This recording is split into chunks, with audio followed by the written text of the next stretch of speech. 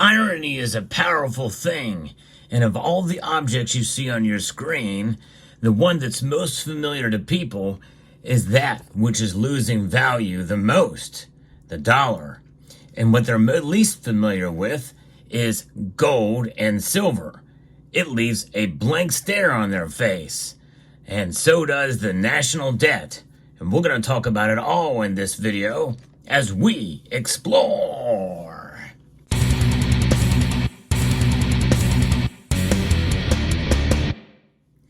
Gold and silver have been money for thousands of years, mentioned hundreds of times in the Bible, and also in Article 1, Section 10 of the Constitution of the United States of America. They indeed are codified as money. That's right. But sadly, we've abandoned that principle, and now we have extra constitutional forms of money, what I refer to as unsound money. And that is fiat dollars. That's right. And what causes these to lose value is a mere creation of the Federal Reserve System back in December the 23rd of 1913 to where we are today. This has lost over 98% of its original value. That should take your breath away. And yes, 1913 is more than 100 years ago, no question about that. However, one thing we do know for sure is that something has got to change, because what has been happening since then and has been exacerbated to such a degree that now we find ourselves talking with digits that are just mind-blowing. We have now just passed $35 trillion in debt. That's right. Let that sink in for a moment, folks. $35 trillion in debt. And it's right here for you to see. Watch those numbers tick by, because this is something that is not going to go away anytime soon. In fact, if anything, with the more deficit spending that we are having, I don't think it's possible to sustain this no matter what happens. No matter the austerity measures that could take place, there are just not enough taxes that can be collected to do away with this. But what can we do? Well, I think as individuals, there's not much we can do other than to vote. And speaking of voting, this device that you see right here was actually created by a congressman. I kid you not. Congressman Thomas Massie from Kentucky actually created the original debt badge. And the folks at the debt badge sent me this for review to show to all of you. I was very interested in it, and I actually reached out to them to inquire about it. And I think it's a fascinating way to be able to showcase and to show in a portable device to show folks what is going on with our national debt. Now, you may remember, if you're old enough, in the 80s and the early 90s, there was a display that you could go into some of the larger cities in the United States, and you could see this national debt ticking by. Now we also have usdebtclock.org. And yes, there are apps for that. There's apps for everything. But the thing is in order for people to see it, they literally have to look at your phone if you want to see that. Of course, we know that the debt is so high right now that every taxpayer owes $267,404. And if you divide that out to even include non-taxpayers, that's $103,830 per citizen. We have massive federal deficit spending, which leads to the national debt, folks. And how does gold and silver weigh in this? Well, gold and silver being money for thousands of years and also known for being wealth preservation devices, these do essentially preserve wealth, because you can't print gold and silver. No, you cannot.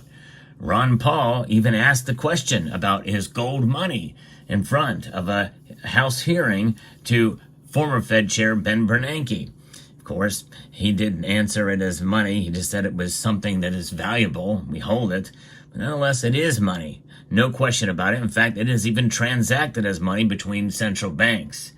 But dollars, they're a part of foreign exchange reserves of many central banks around the world. And no question about that. It is the strongest of the currencies out there. No question about that too.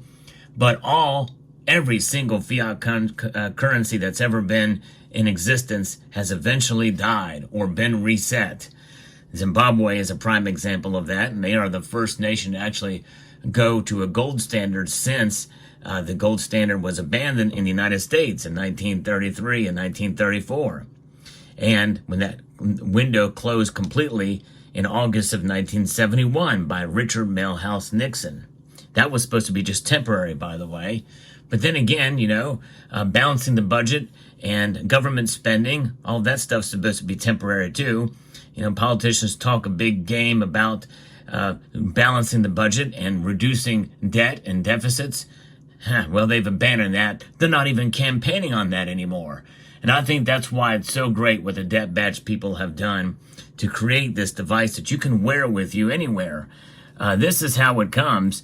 You can get an extra little stand for it so you can display it on your desk, but it's like this, and it's a really neat device that you can hook up to your phone and get the latest information from the debt when you connect to Wi-Fi with a very, very quick little signal that goes and grabs these numbers from the U.S. Treasury.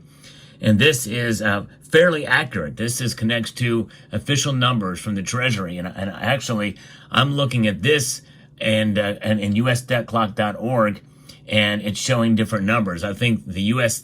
debt badge is actually more up to date and showcasing what's happening there. So it's a remarkable thing. It has multiple levels of brightness that you can show here. If you're wearing it out in public and you want to keep it brighter, you can increase the brightness and so forth. It has 3 levels of brightness, which I think is really cool. And you can attach it if you have a sports jacket. Right there, it'll fit right over top of the sleeve. And there are images of Thomas Massie wearing it in Congress if you have a suit jacket. But most of us don't have suit jackets, so they actually sent me this, and it's a stand that you can get that they are going to be having for sale where you can just slide it on there as such very nicely. You can charge it via USB-C port, and it's just a nice, cool little device for sure.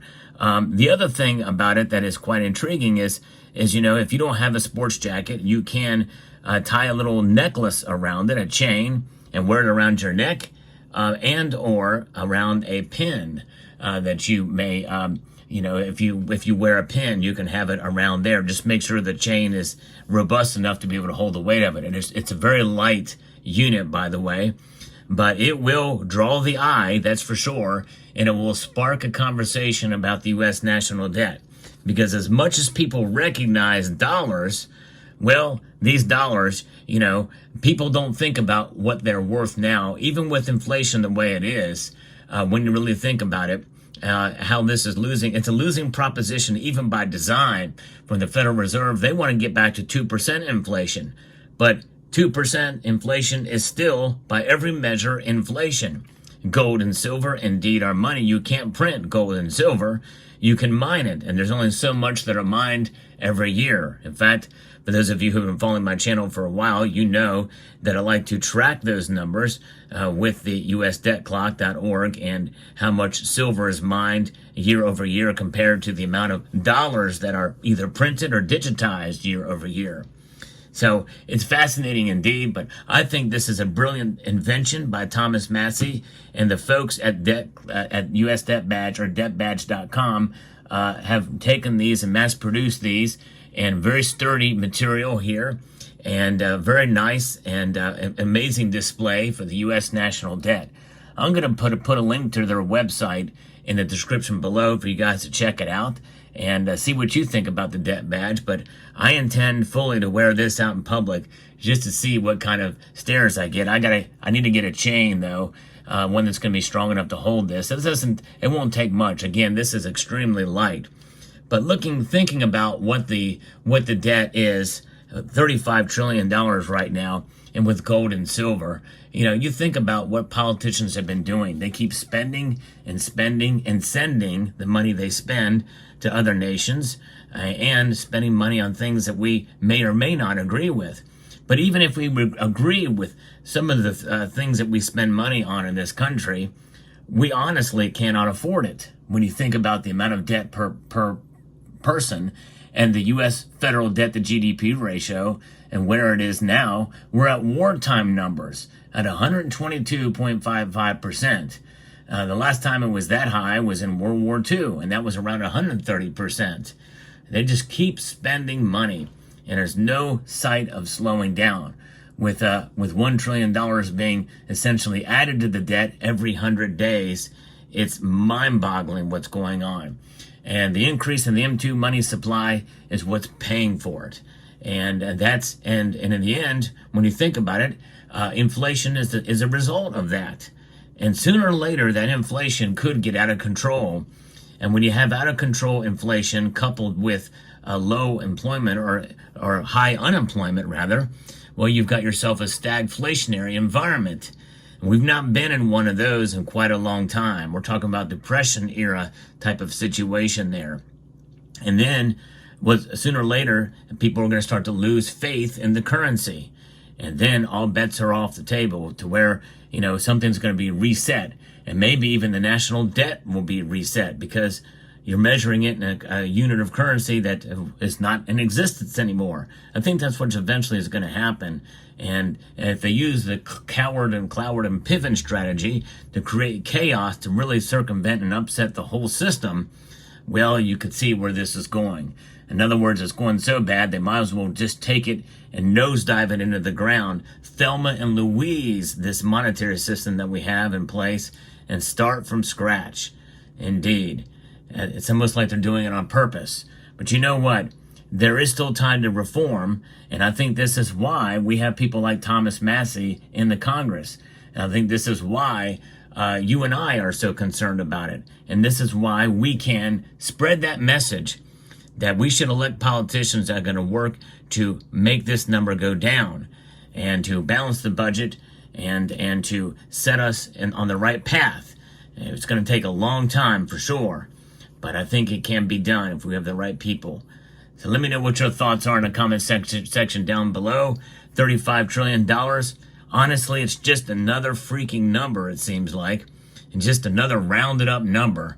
And but nonetheless, it's a very important number.